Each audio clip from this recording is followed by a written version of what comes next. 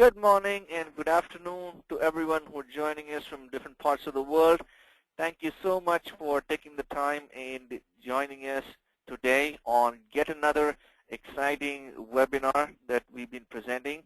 We've been doing a lot of webinars recently with some great people, and we have yet another great presenter today. We have on the panel today Jeff Goldberg. Jeff, he's the president and founder of Jeff Goldberg and Associates. And rather than me trying to talk more about him, okay, he'll just go through and make a small introduction about himself while he talks, and he'll be presenting more of the content today. We also have Clinton Mark Rosario, who's the Chief Product Manager and Software Architect at eGrabber. He's been pretty instrumental in developing many of those great programs that eGrabber offer, and he's with us on the panel as well. The voice that you hear, that's me, Rich Kumar. I'll be moderating the session today. I've been working with eGrabber for about 5 years and I've been working with thousands of customers and getting them up and running with the tool.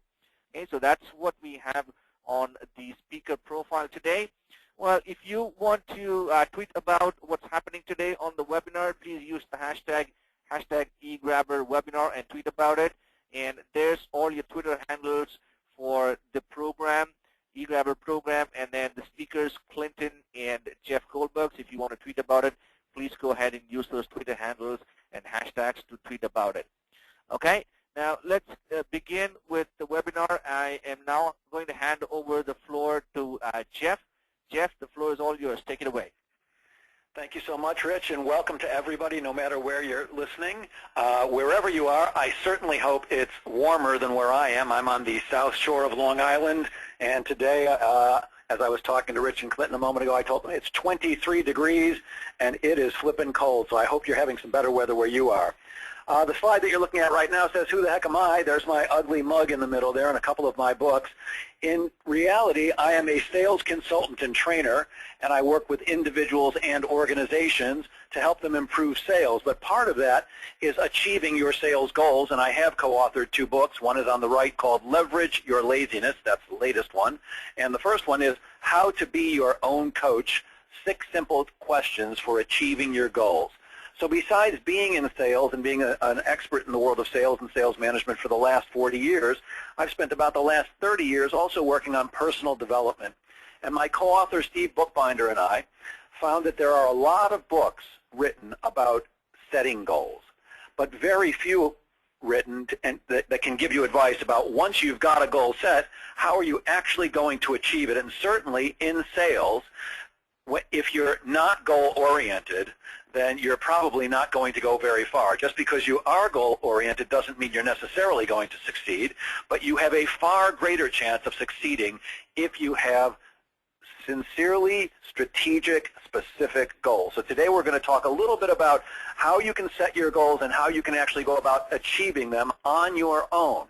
Now, before I even launch into that, I want you to know that even though the name of my book is How to Be Your Own Coach, I have nothing against coaches. In fact, I coach people on an almost daily basis. I offer a coaching program called Sales Accountability Coaching, where I speak to people either once a week or once every 2 weeks to help them actually achieve their sales goals, because most of us, left to our own devices, will not actually work on the stuff that we need to, and it's very easy to be lazy. So again, I'm not against coaches. It's just that nobody knows you better than you know yourself. So you're actually in a great position to coach yourself to success, and today I want to give you some tips for doing that. So if we could go to the first slide, please. The first question that you have to ask yourself if you're going to achieve your goals is, what is my #1 desired outcome in life? In other words, what is it that you're actually trying to achieve? So for today's conversation, for the most part, I'm going to talk about financial goals. Because, of course, in sales, we're there because probably we love to help people, and maybe we like to talk to people and relate to them, and hopefully we truly believe in our product or service. But the reason that most people get into sales and stay in sales is because it's the best way to make a heck of a lot of money, other than, I'd say, professional sports, professional entertainer, maybe a lawyer, maybe a doctor, although that's less and less these days. It's the way you can make the most amount of money without having that kind of technical degree or sports or creative ability. Sales is easier than digging ditches, that's for sure. And if you're going to achieve your financial goal in sales, then the first thing you have to do is figure out, what is it? See, you know better than anybody else what's going to turn you on, and one of the first things you have to understand about your goals is we all want to be able to say that we achieved our goal. We all want to be able to say that we won. And that's a very important thing in terms of goal achieving and in terms of life. We want to have lots and lots of little wins and lots of big wins too. But if you set your goal too low, you'll make it easy to achieve, but the achievement is kind of worthless. So I often talk to people, and they'll start out when we do goal setting exercises, and in my coaching programs we always do goal setting. People will come up with stuff that's designed to help them win. For example, Jeff, my goal is to get out of bed and brush my teeth and take a shower first thing in the morning every day.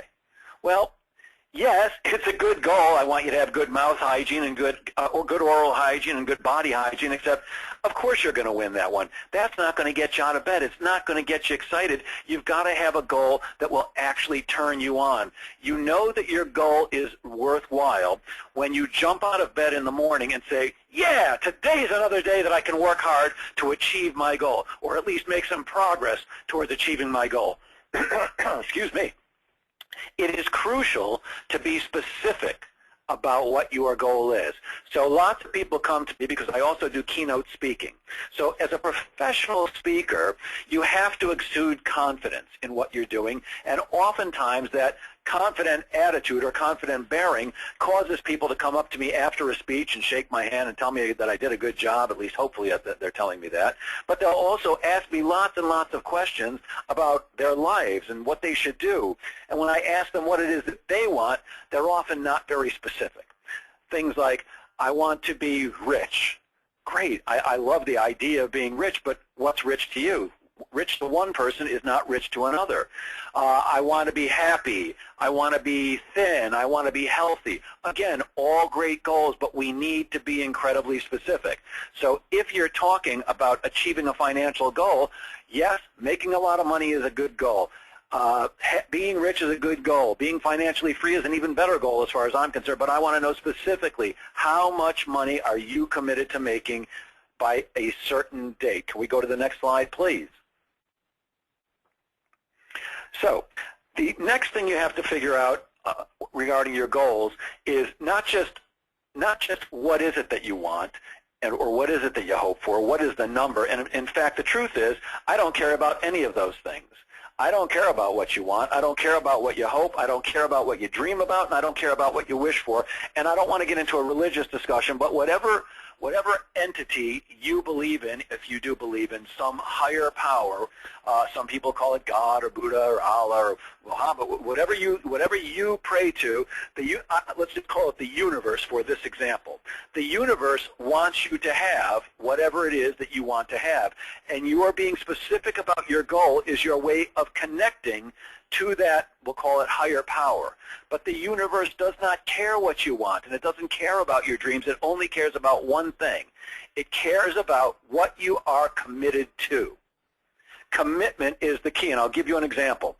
From January 6th of this year till March 6th, which was just a few days ago, about a week ago, I lost 35 pounds. I've taken off 35 pounds in 2 months.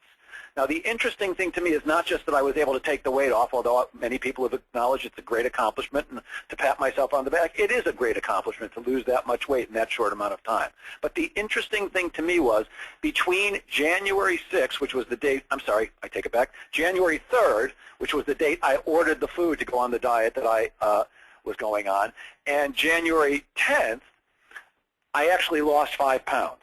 Now, January 10th is when I actually started doing the diet. So what I'm telling you is, in the week between the time I ordered the food and started actually eating the food, I lost 5 pounds. Why did I lose 5 pounds in the week when I wasn't even on the diet yet? I hadn't changed what I was eating. I hadn't changed my exercise habits. I hadn't started drinking more water. I hadn't done any of the things that the diet plan I was about to go on was going to force me to go on, or was going to ask me to go on in order to lose the weight I wanted to. The commitment in my head, the absolute, I am absolutely going to lose X amount of weight, was what made the difference. It was the commitment and the vision in my mind of it's not what I want, it's not what I hope for, it's not what I dream about. It was I am absolutely, positively going to lose that weight. You need to be committed to whatever your goal is. Dr. Maxwell Maltz, the brilliant author of a fantastic book, which if you haven't read it yet, you should. It's called Psycho-Cybernetics. He says we have a success mechanism inside our heads. Our brain is actually wired up to be successful, and when you have a specific goal, it allows your success mechanism to have something to focus on. So you've got to be committed and you've got to be specific. Next slide, please. So, most of us, when we come to our goals for sales, we pick a financial goal, and as I said a few moments ago, it's crucial. You've got to have a financial goal, but you also have to understand that it's not about the money. So on your screen, you should be looking at 3 pictures. One of them is a pile of money, $100 bills, and that certainly looks attractive to me, and I'm betting it looks attractive to you. But the fact is that none of us, at least here in America, none of us is really looking for more green pieces of paper with pictures of dead presidents on them. What we're looking for is, what's it going to do for me? So if you want to achieve your goal, it's not enough to just pick out what the goal is. It's why do you want that goal? So for example, if you want to earn, I'm just going to make up a number, $200,000 between now and December 31st, 2014, that's certainly a good goal to have, but what's that money going to do for you? Are you going to buy a new house? Are you going to buy a new car? Are you going to take your family on a better vacation? Are you going to save for your retirement? Whatever it is, you've got to be specific about that too. And not only should your sales goal be written down, but all the reasons, all the things that you're going to get out of it should be written down too. Next slide, please, Clinton. Thank you, sir. So your goals have to be specific, they've got to be written down, and they've got to be realistic, but they should be a stretch. It should be something that actually forces you to reach for it, something that excites you, and it's got to be written down. Any goal that's not written down, to me, is not real. And here's another example. When I wrote out my goals, and by the way, I suggest that you, after you write out your goals, you post them in your bathroom next to your mirror. So I have 2 bathrooms, and both of them have my specific goals written down next to them. Now, why the bathroom? Because it's the first place you go every morning and the last place you go every night. And every time I go into the bathroom, I'm reading over my goals and letting them sink into my head. When I'm brushing my teeth, when I'm doing all the other things that we do in the bathroom. And here's an example. One of my goals this year was to see the Beatles Love Cirque du Soleil show in Las Vegas at the Mirage Hotel. Now, I saw the show about 3 years ago, and I walked out saying, I've got to see this show again. So one of my goals this year was to see the show. Well, I'm going to shortcut the story by telling you that I entered an online Facebook contest to win an all-expenses-paid trip for 2 to Las Vegas to see this show, and guess what? I won. Now, you could be saying, hey, this sounds like a guy who can afford to go to Las Vegas, and the truth is, of course, I can. I can afford to get on a plane and go to Las Vegas and see this show. But, man, it's beautiful that I had my goal written down. I focused on it every day, several times a day, and the universe brought it to me without me having to lay out a penny. And you actually want to visualize all your goals. You want to visualize them very clearly. You want to close your eyes. I saw myself sitting in the audience at the Beatles Love Show. On the previous slide, you saw a picture of a BMW 650 convertible. Well, that's the next car I intend to buy. I will own one of those cars by December 31st of this year, and I visualize myself driving that car. And by the way, when you visualize, we tend to visualize things as a picture. Except life doesn't take place in pictures. Life takes place as a movie. So I could see the picture of the car. I could even see a picture of me in the car, but it's far more likely to sink into your head and for you to start taking the actions that you need to take if you visualize it as a movie. So I see myself driving down the highway with the top down, with the very little hair that I have left on my head blowing in the wind, and the music blasting and all that good stuff. All those things are essential for you to achieve your goals. Next slide, please. The second question is, what's the very next thing that needs to happen in my life in order to achieve my goal? So I suggest that part of you always knows exactly what it is that you need to do. You can call it gut instinct, you can call it, sometimes we call it feminine intuition, but most of us actually know the right thing to do at all times, except we don't pay attention to it. We often question ourselves. So once you've got your goal, you have to create a business plan for that goal. Now, I'm not talking about the type of business plan that you would take to a bank to get a loan. I'm talking about if you're going to earn that $200,000 by the end of this year, there's a bunch of things that you need to do in order to make that happen. Well, you need to write them down. And then once you write them down, I think we can actually go to the next slide on this, Clinton.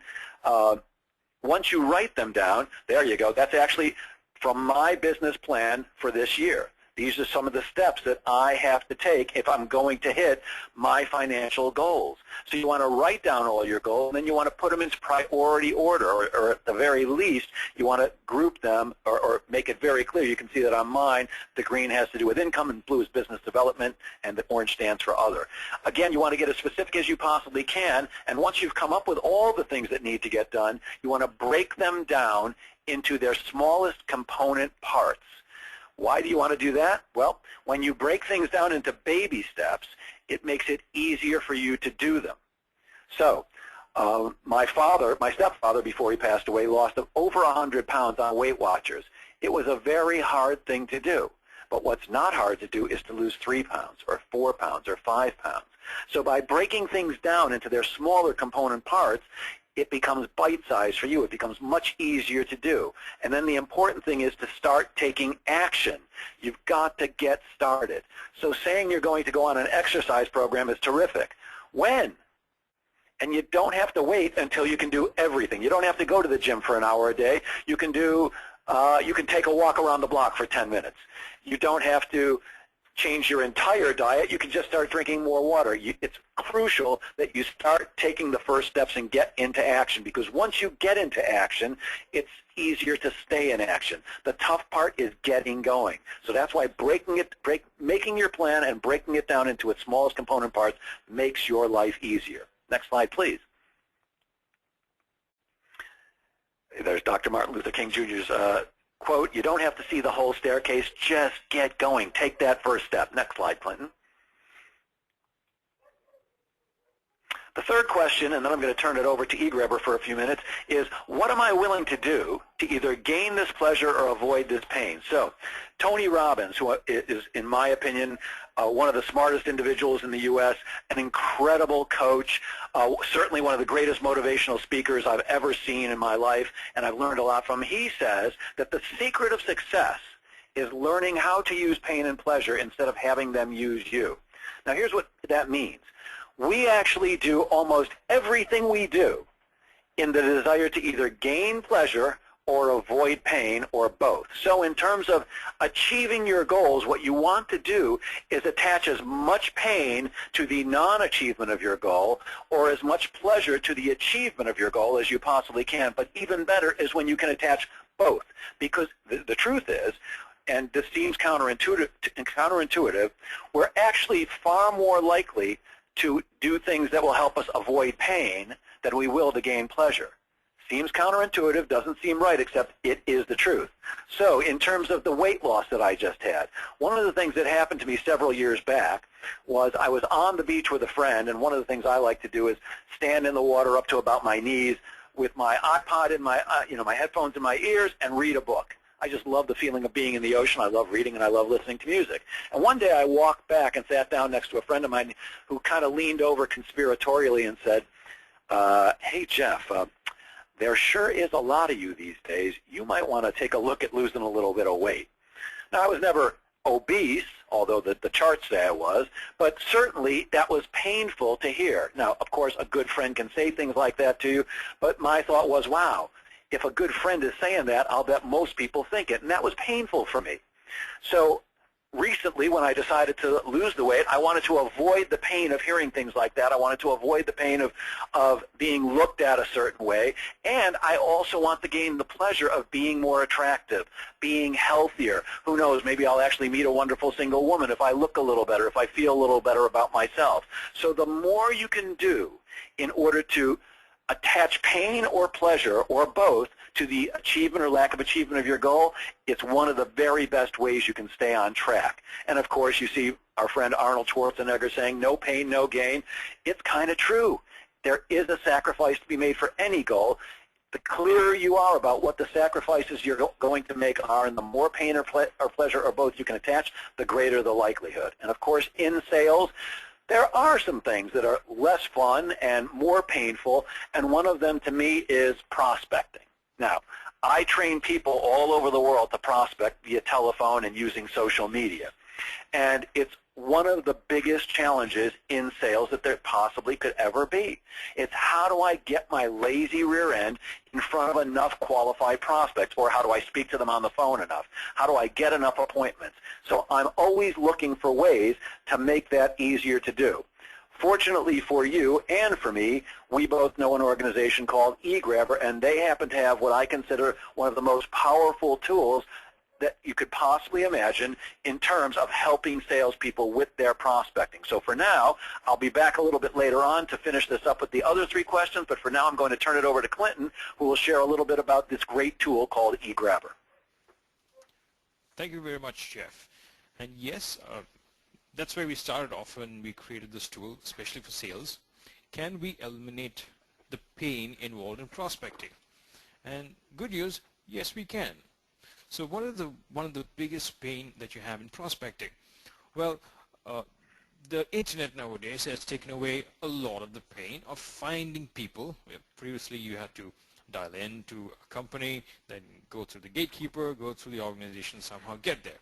But good news, there are a lot of public profiles out there nowadays. You have LinkedIn, the biggest network there is, and a lot of other places like Google Plus and what you may have it. The problem with all these profiles out there is you have the name and the company, great, but each of these websites don't give you the most critical piece of information that you need. Email, phone numbers, and some cases they don't give you the full name. Now how do you go from here?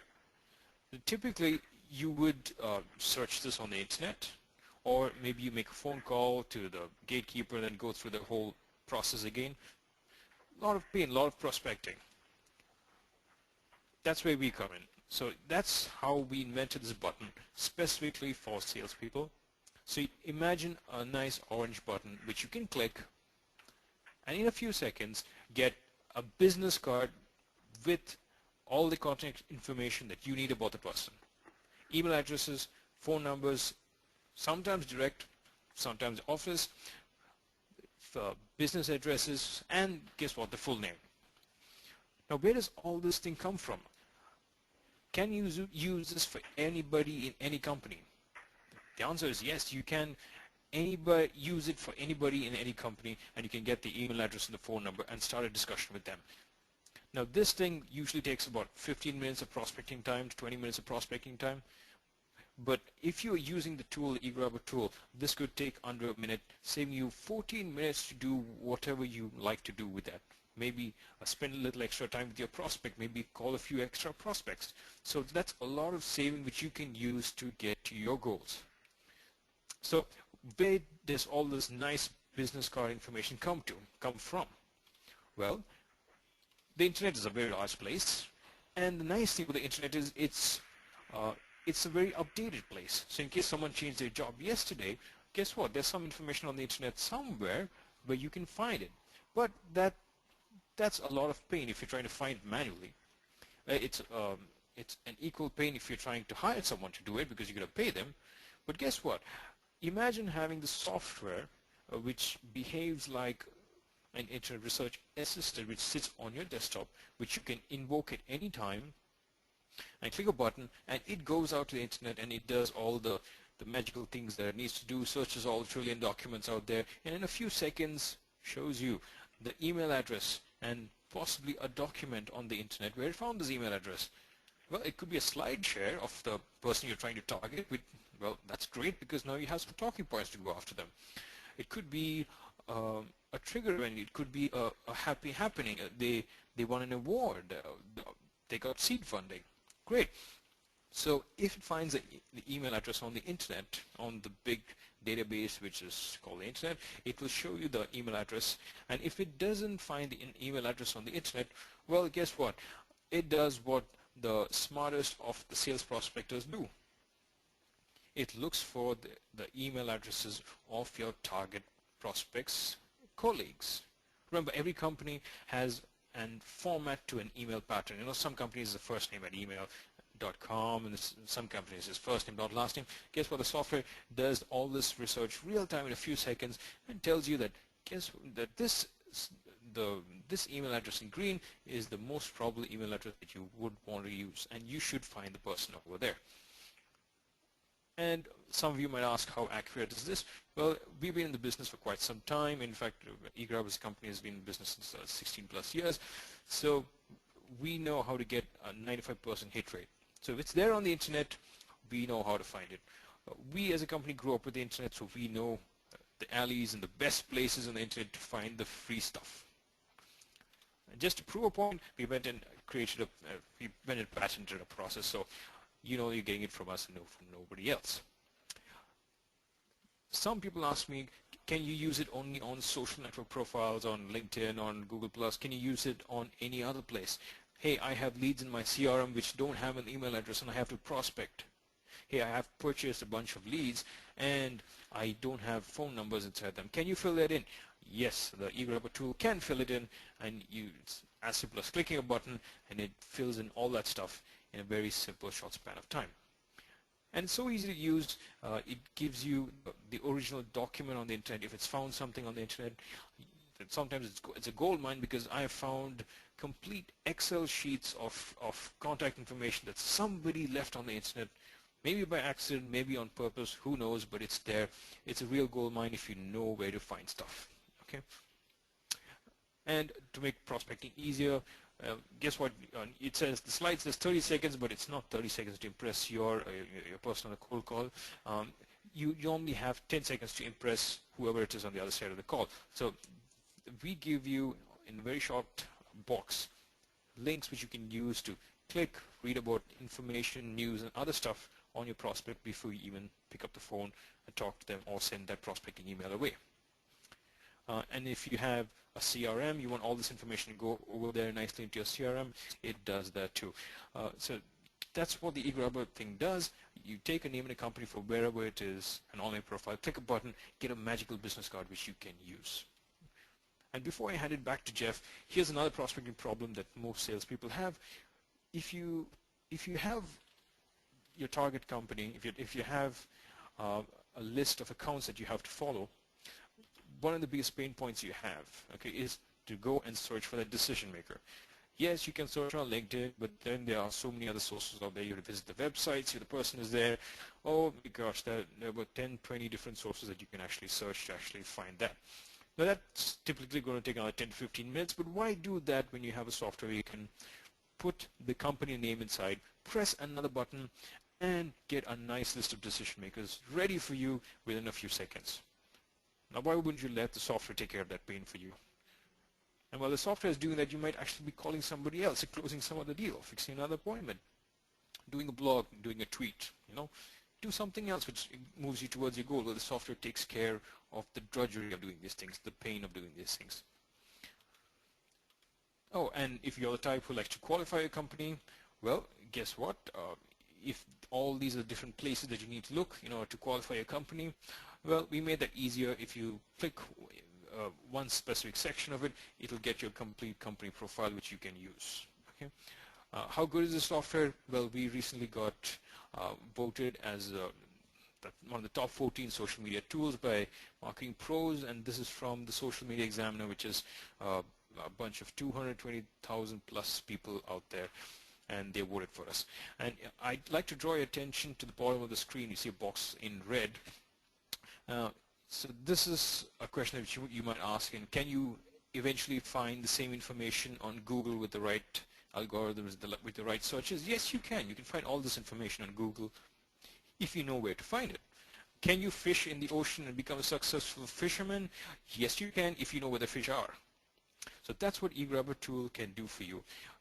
Point it to anybody, any profile. You can find the email address and phone number in a magical business card. You can get decision makers for whatever company you need, and get insights for your prospect engagement. Finally, to make a pain-free offer, this software usually takes is about $80. It's already pain-free a month. Okay, but here's I think to sweeten it even better. We're giving an off just for this webinar on the annual license. That's a big discount that we're giving, all because of our friend Jeff Goldberg. Jeff, thank you for being on the call with us. And if you download, there's a link which will be pasted in your GoToMeeting chat. Rich would be pasting that very soon. And if you download right now the software, it's a trial version of the software. You have free for 7 days, and you can use it to find the profiles and do your research. It has some free count. You can use a free count to get business, and if you get that business, well, it's free for you anyway. You can keep that, no problem. But if you download today, you can use some of the promo codes that you're seeing on screen, and we'll remember that you downloaded, and you can get those stuff off. Okay. By the way, we're also giving away free email and phone support, which means you can call us anytime and talk to us. Okay. That said, I'm handing the floor back to Jeff. Jeff, take it away. Thank you, Clinton. And before I continue on my talk, I just want to share with you that, I teach people how to sell. I teach them how to manage their pipeline. I teach them how to present more effectively. But the thing that I get called in for the most often is teaching people how to prospect. And one of the things that I consistently talk about is that part of your job as a salesperson, unless your company does this for you, which most don't, is to gather leads each and every day. One of the things that causes salespeople to not be successful is they call the same lead list over and over and over. And Einstein's definition of insanity is doing the same thing over and over and expecting a different result. And I can't tell you how often when I'm coaching a client that I'll ask them, why do they think they're not being successful? Well, nobody ever picks up the phone. And then when I ask them what type of a list they're calling, they show it to me. And I go, great, that's one day. Now what are you doing the next day? No, I just keep calling these same people over and over and over. Well, that's a recipe for disaster. You've constantly got to be finding new people to call. And as Clinton said, it is a time-consuming process.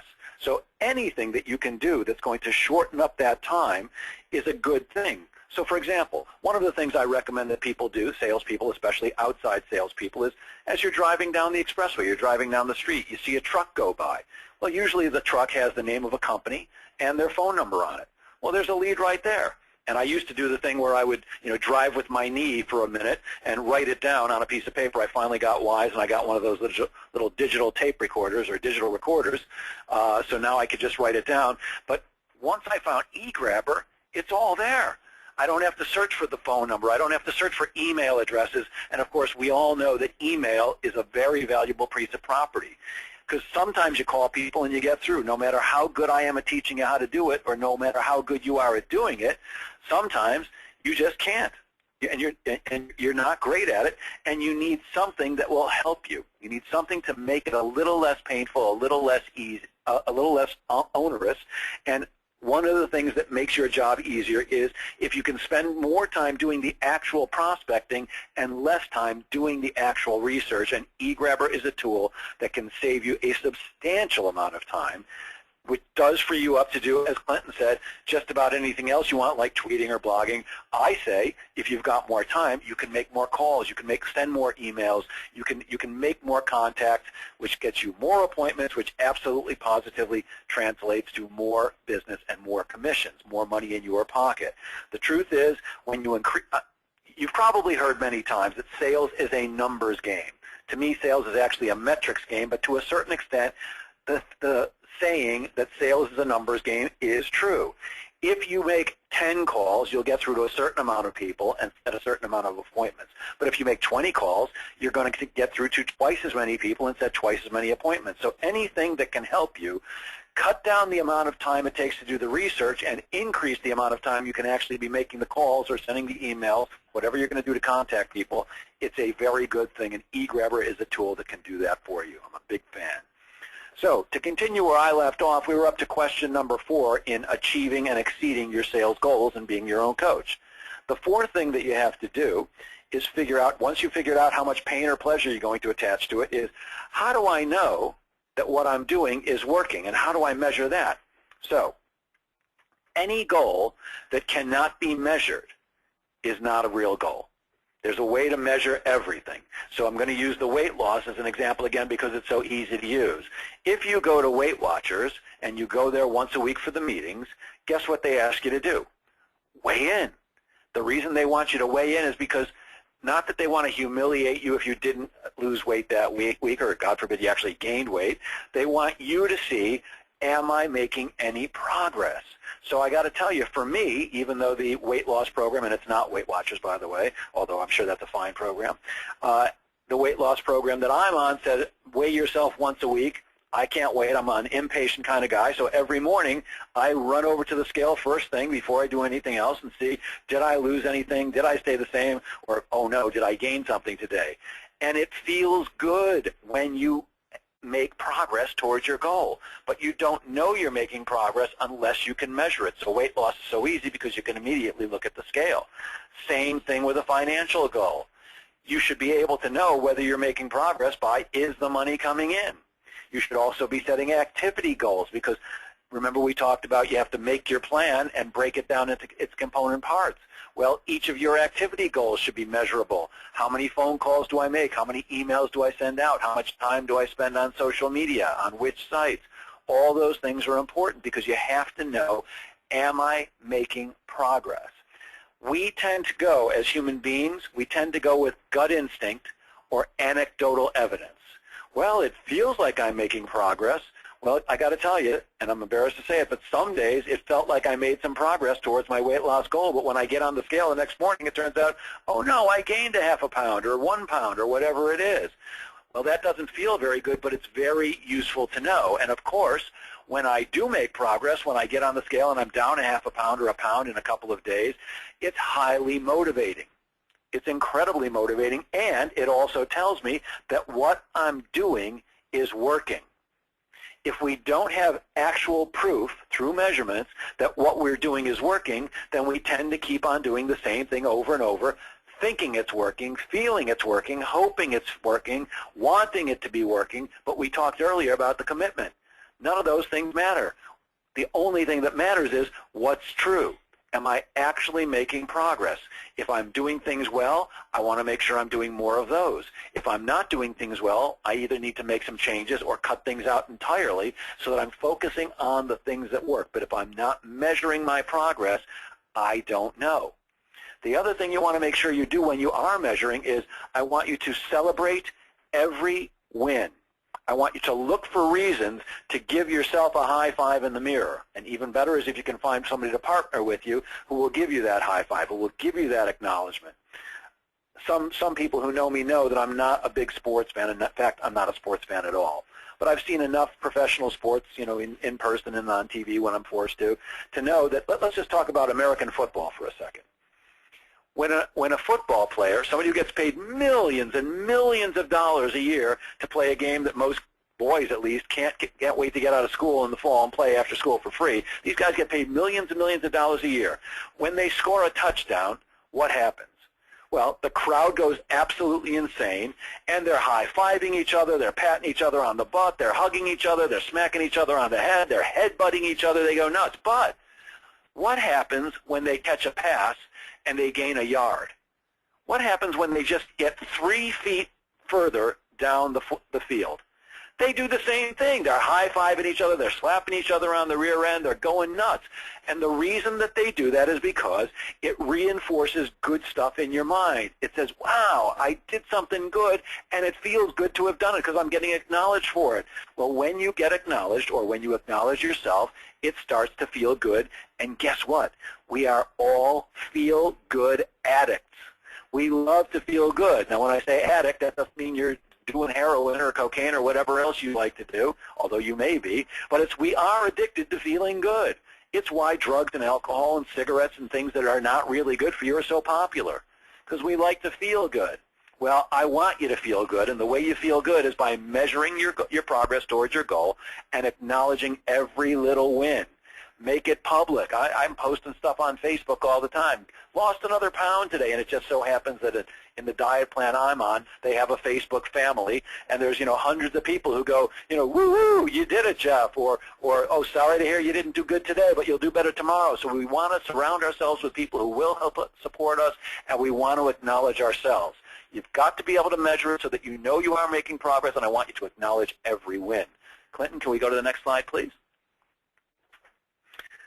We talked about that. You can see the picture of Jennifer Hudson, who we all probably saw when she was on, I think it was American Idol or one of those shows. That's the way she looked on the left, and I believe she's either Weight Watchers or Jenny Craig, one of those, and that's her on the right. You've got to be able to measure it. It's very easy in sales to measure activity goals, and it's easy to measure your financial goals too. Metrics absolutely do rule. By the way, that's perfect, Clinton. Thank you so much.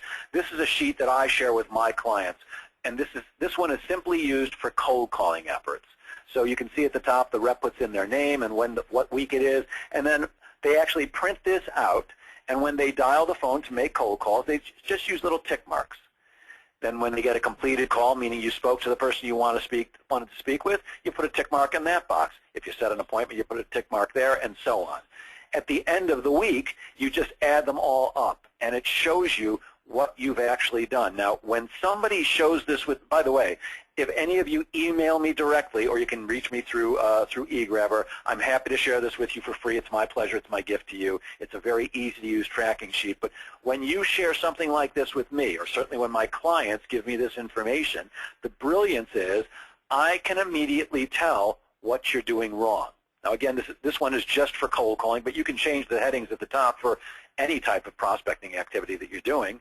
When you share this bit of information with me, I can tell you right away what you're doing wrong. So, for example, if your dials to completed calls ratio is not good, in other words, from the number of times you dial to the number of times you get through to the right person and actually speak with them, if that's not good, I know you're absolutely either bad at getting past the gatekeeper, or you're not leaving a good voicemail message because people aren't calling you back. And I can help you work on both those things. If your completed calls to appointments ratio is bad, in other words, you're speaking to people but they're not setting enough appointments with you, I know for a fact that you don't know what to say when they tell you no to the appointment, because most people initially automatically, a knee-jerk reaction is they say no. And where I teach people to get appointments is how do you turn that around after somebody initially says, no, I'm not interested, or I'm happy with my current provider, or we don't have a budget for that, or we're under contract, or I'm busy. Or there's only about 6 or 7 things that people say, but I know that if your completed calls to appointments ratio is not good, then you don't know your rebuttals. Well, as your coach, if I know those things because you're measuring it, I can help you get better. You can do the same thing for yourself. You've got to be able to track your activity. You've got to be able to measure your progress towards your goal. Otherwise, you're just kind of hoping. And as we've already discussed, hope is not a great strategy. Next slide, please, Clinton. Thank you. Question number 5 is, based on what I now know, based on everything else that we've talked about already, what's the very best time for me to do the things that I do best? So, you may know you've got to make more calls, you've got to get better information, you've got to go on more appointments, or you've got to do a million things, but do you know when you should be doing it? Now, here's what I mean by that. We all have biorhythms in our body. Biorhythms, it simply means there's a time and an ebb and a flow to when we're asleep and when we're awake, to when we're more alert and to when we're less alert. Well, if you start paying attention to it, and you use what we call reverse engineering in our second book, which is Leverage Your Laziness, you have to work backwards and kind of really pay attention to when do you feel the best, what things make you feel good, and lots of other things. Well, when you work backwards, you start to figure out, when am I most alert, when am I less alert, when am I wide awake, when am I not wide awake. So I'll give you an example. I'm the type of person who jumps out of bed in the morning. Now, when I say jump, I don't mean I literally jump, but I go from sleep to wake, I'm ready to go, especially after I jump in the shower. I don't drink coffee. You probably can hear the energy in my voice. I can't even imagine what I'd be like on a big dose of caffeine all the time. But I get up and I'm wide awake and my mind is mentally sharpest. Now, I also know that for me, because I've paid careful attention to it and I've tracked it, and I've become aware that by about 3 o'clock in the afternoon, unless I'm standing in front of an audience, which it's my goal to be doing that every day, but when I'm not doing that, at about 3 o'clock, I start to fade out. My brain starts shutting down because of everything that's come before that in that day. I start to lose my energy level. I start to lose the ability to concentrate and focus. Not that I can't do those things. It's just that they're not as strong as they are for me at 6 or 7 or 8 o'clock in the morning. Now, why is it important for me to know that I'm more alert at 8 o'clock in the morning than I am at 3 o'clock in the afternoon? Well, here's why. because some of the things that we have to do as salespeople take more focus and attention and more mental acuity, and some of them take less. So I'm going to make sure that I schedule all the activities that are going to propel me towards my goal at the appropriate time. So the perfect example is the one that I keep bringing up, even though I hate doing it. I'm great at teaching it, but I hate doing it myself, cold calling. Cold calling for me, when I have to do it, and I'm fortunate that I don't have to do it anymore because my business is to the point where it's almost 100% referral based, but I still do cold call at least a couple of times a month to make sure that the techniques that I'm teaching are still working.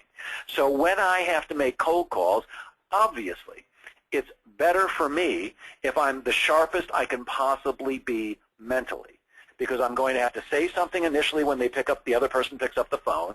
They're almost always going to give me some type of a hard time. They're going to give me an objection, and I've got to come up with the appropriate rebuttal to try to help them agree to meet with me. So I've got to be really on my game. Well, I never, ever make cold calls at 3 in the afternoon, because for me, it's when I'm the least sharp, I'm the least focused, I'm the most tired. So for me, when I'm going to make calls, I do it very early in the morning. I will make calls at 6 in the morning or 7 or 8 o'clock in the morning. I do it as early as I possibly can because that's the time when I'm the sharpest. That's the time when I'm most likely to be on my A game and get things done. You've got to be able to figure out for yourself what's the best time for me to do the things that I need to do, and then stick to that schedule as much as you possibly can. It propels you towards your goal. It propels you towards success way more than just kind of winging it does. I'm not a big fan of winging it. Now, certainly sometimes there are times when you've got to make things up as you go along, but in terms of goal achievement, I certainly want you to build in the ability to be flexible, but I want you to be as focused as you can and plan things out. Figuring out the very best time for you to do the things that you need to do and the things that you do best is a crucial concept in goal achievement and coaching yourself to success. Next slide, Clinton, please. So tracking your activities will help you figure that out over time. And the final point, or the final question in our book is, how can I make this easy to do again, and especially, how can I do things automatically? So you'll find in your quest to achieve your goals, there are certain things that you have to do regularly. Some things may be one-offs. You do it once, and that's the only time you have to do it. But most of the things we have to do, especially in selling, are repetitive. There are things that we have to do regularly, like prospecting, like going on appointments, like gaining product knowledge, like gaining sales skills. There's a lot of things we have to do. So in order to make it easy to do things again, you have to take a look at the questions on your screen. What has paid off for me in the past? When you figure out the payoff that you've gained in the past from doing a particular thing, it makes it easier to do. Remember, we talked about the pain and the pleasure. Well, if we know how it's paid off for us in the past, and we're very aware of it, it makes it easier to do again. What did we get out of it? What was that emotional? What was the financial, and what was the emotional reward? Because remember, we said that it's not just about the money, it's about what's the money going to do for you, but there's more than that. It's not just what the money is going to do for you, it's how does it make you feel. For example, any of you who really are in sales on this call know that when you close a deal, it's about one of the best feelings in the world. Now, I can certainly think of a couple of other things that feel really, really good, maybe better than closing a deal. But for me, a professional salesperson and sales trainer for 40 years, there's very little that feels as good as a prospective client saying to you, you know what? I want what you've got. And they shake your hand and they sign your agreement and they hand you over some money. I always walk out of a meeting like that feeling, I can only call it high. It's a true high. It's a natural high. You feel great. You feel like, wow, somebody trusted me. Somebody believes in me. Somebody has taken the information that I've given them and made a decision to work with me. I know for me, as the owner of my own company, and as someone who people are trusting with their financial future, whether you're an individual or an organization, when an individual chooses me to be their sales accountability coach, or when a company hires me to train their salespeople, it feels great to me, not just because I'm going to get paid. Of course that feels good, but it's ego gratifying. It says to me, wow, somebody's placing their faith in me. That makes it easier for me to do those things again. How do you find some pleasure in each of these things? Should you be doing that thing, or should you perhaps get someone else to do it, which is the bottom line in my second book, Leverage Your Laziness. You have to remember that your emotional state, what's going on in your brain, determines how it's going to get hardwired. So the better you feel about the things that you do, the deeper it goes in your wiring, and it makes it easier to do it again. You've got to look for things that you actually enjoy doing. It's the whole essence of my second book, Leverage Your Laziness. You're going to be happier and more successful financially if you find the things that you're good at and like to do and focus on those, and find somebody else to do the things that you don't do well or that you don't enjoy doing. And you do have to develop self-discipline.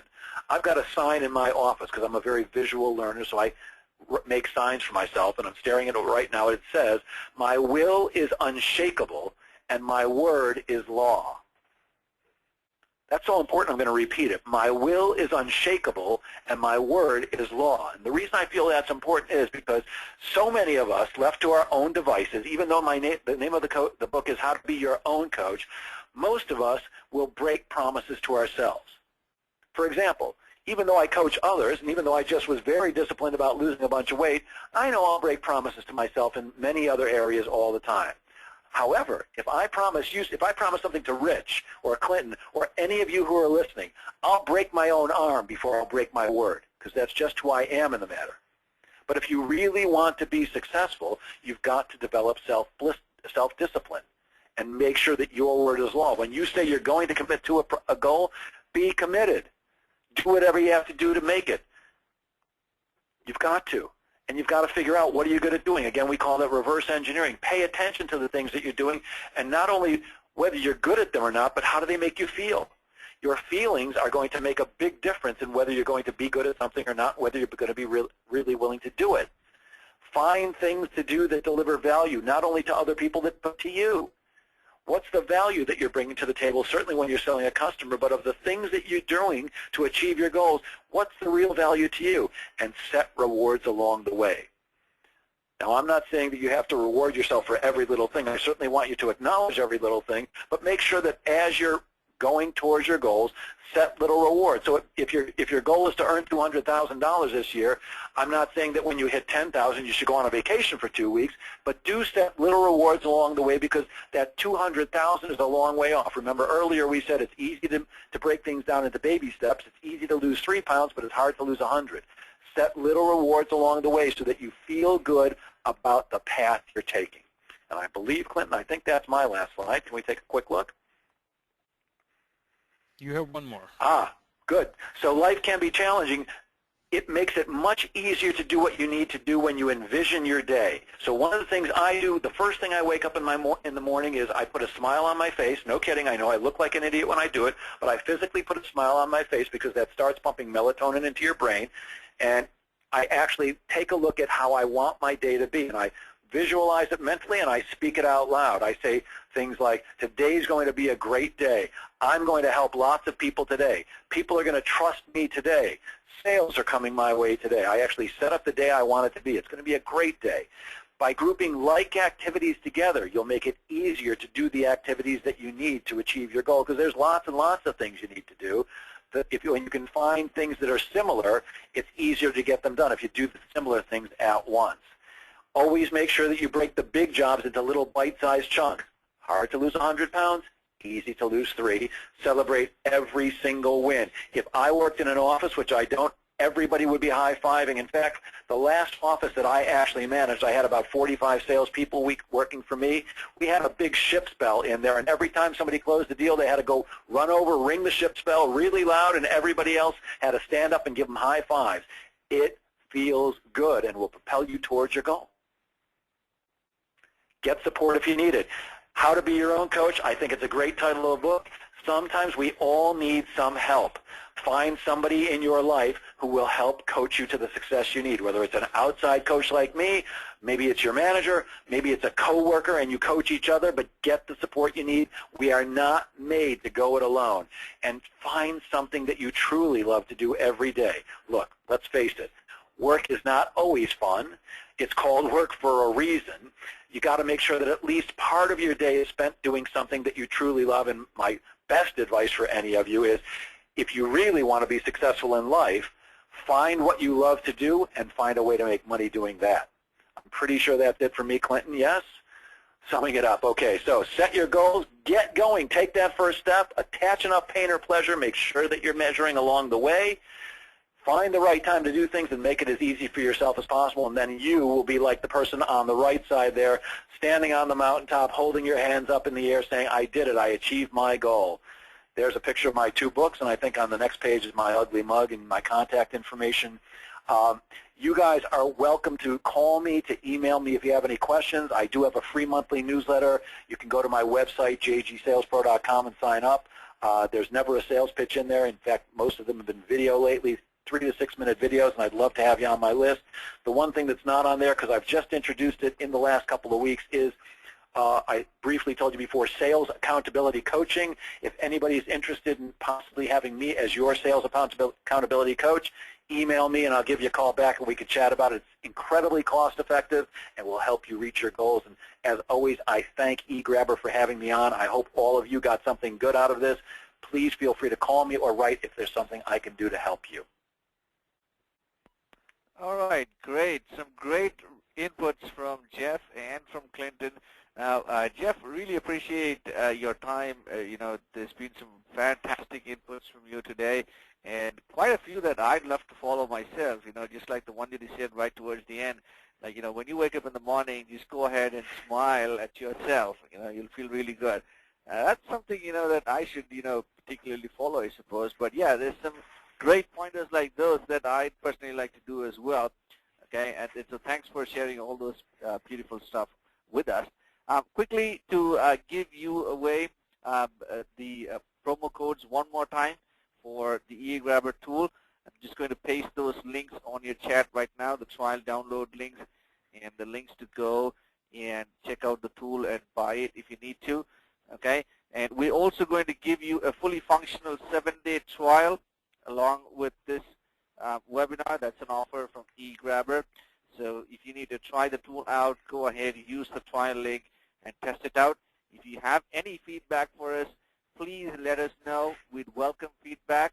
And if you have any questions for Jeff, if you have any questions for Clinton, please go ahead and start using your questions box right now. If we have more questions, I'll post those questions to Clinton and to Jeff, and we'll answer your questions for you. Okay? So the trial links and the information about eGrabber downloads are there on your chat boxes. So go ahead, check it out. And if you have any questions for me, please reach out to me at rich@egrabber.com. And there you see Jeff's information on your screen as well, just in case you need to reach out to Jeff. Okay, we just have about 1 more minute, and we'll be looking at questions right now. But if we didn't get to your questions, we'll make sure that we do get back to you over an email. So if you do have any questions for Jeff or Clinton at this moment, please go ahead and use your chat box. All right, Clinton, here's one question for you. Now, does the account researcher perform operations in a single record basis or a batch mode? The eGrabber account researcher that we're giving away on this webinar is meant for a single record at a time. But if you need a batch mode, you can reach out to Rich, and then he can set you up for a demo of something bigger. It's useful if you're setting up for your whole team and you need a list of 200 to 400 leads per day, then there are solutions for that. And if you need someone to help with your coaching to close those deals, well, there's always Jeff, and his contact information is on the screen. Okay, great. Here's another question for you, Clinton. Does eGrabber work on Mac Safari? The eGrabber is a PC-based tool right now. So if you have a Mac or Safari, I've had a few customers who bought the parallels and they work with Windows, so they found it pretty useful. Oh, okay, great. Great. I don't see any questions particularly popping up for Jeff, so I'm hoping, you guys can reach out to Jeff. There's his email and phone number. But if you do have any questions now for Jeff, please go ahead and use it. Okay, and we'll be closing the webinar shortly. I don't see any questions. All right, I think that's about it, gentlemen. Thank you so much, Jeff, and thank you so much, Clinton, for taking the time and joining us today. There was some great information shared among Jeff and you, Clinton. So thanks to both of you, and have a good day, everyone. That's all from us for now.